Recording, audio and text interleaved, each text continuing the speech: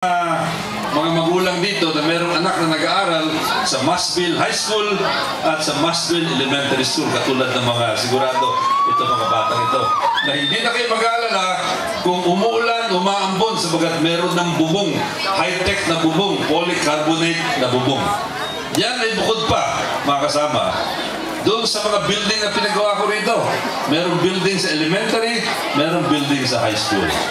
At kanina nga, tuwing ako'y umiikot dito sa Masville, siguro iba sa dyan, baka nakalimutan na, yung pagpapasimento ng halos lahat ng major roads dito sa Masville. Naging proyekto ni Congressman Goles. At ako'y natutuwa, pag ako'y nag-iikot, tigitingnan ko, ang kondisyon ng kalye, buong-buo pa rin. Kaya ako binabanggit yan para ipakita sa inyo yung kalidad ng proyekto na yan ni Congressman Goles. Kasi kung hindi mahusay ang kalidad, sigurado basag-basag na at giba-giba na yung kalye niyan. Pero awa ng Diyos, buong-buo pa rin ang pagpasimento ng kalye dito sa Masville at lahat kayo ay nakikinabang dyan. Yung isa naman, yung ating PGH Referral Program. Marami sa inyo nakikinabang dyan at patuloy na nakikinabang. Paano ba yung PGH na yan? Pag meron sakit, padadala kayo sa PGH, i-check up at tutulungan yung financial assistance para sa pagpapagamot. Kung kailangan operasyon, tinutulungan din. Hindi po natin kaya na sagutin ang lahat ng gastos.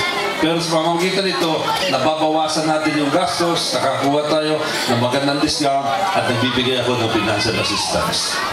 And of course, para naman sa mga medyo hindi na nagawa ng paraan ng PGH o kaya ng hospital na nandito, hindi na nagamot, medyo nawala na sa ating daigdig.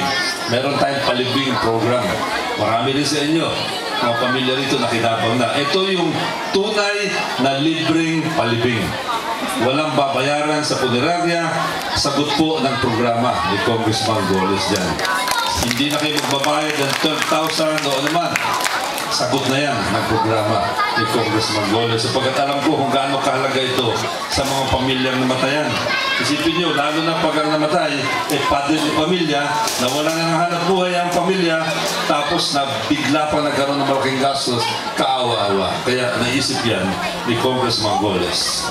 At iba pa mga proyekto, itong sukat, nakita niyo yung sukat, napakakinis isa rin yan sa mga priority programs ni Congressman Goles.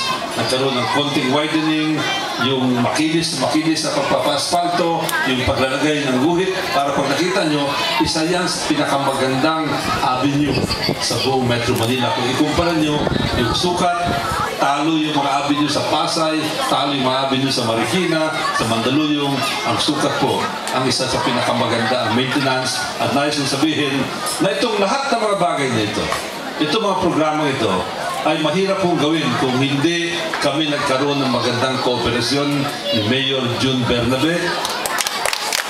At pinasasalamatan ko sa harap ninyo ng ating Vice Mayor Gas Tambunting, sampunang lahat ng mga konsihal dito sa ating bayan ng Parañaque, lalo na siyempre yung konsihal na nandito, si Val Soto, at yung konsihal na anak ko, si Konsihal Rico Goles, na kilalang-kilala rin nakasama dito.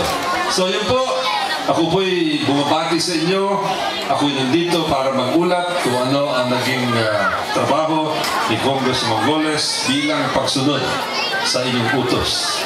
At ako'y nagpapasalamat din sapagkat sa ilang eleksyon, 1992, 1995, 1998, noong 2004, nung ako'y bumalik, matapos ng 3-year break, at noong 2007, lahat ng eleksyon dito sa Masville, karating na nanalo ng landslide si Congressman Goles. Maraming po salamat. Napakalaki po ng utang na loob ko. Napakalaki ng utang na loob ng aking pamilya sa lahat sa inyo dito sa Masville. Maraming salamat sa inyo. Magandang gabi sa inyo lahat. Thank you.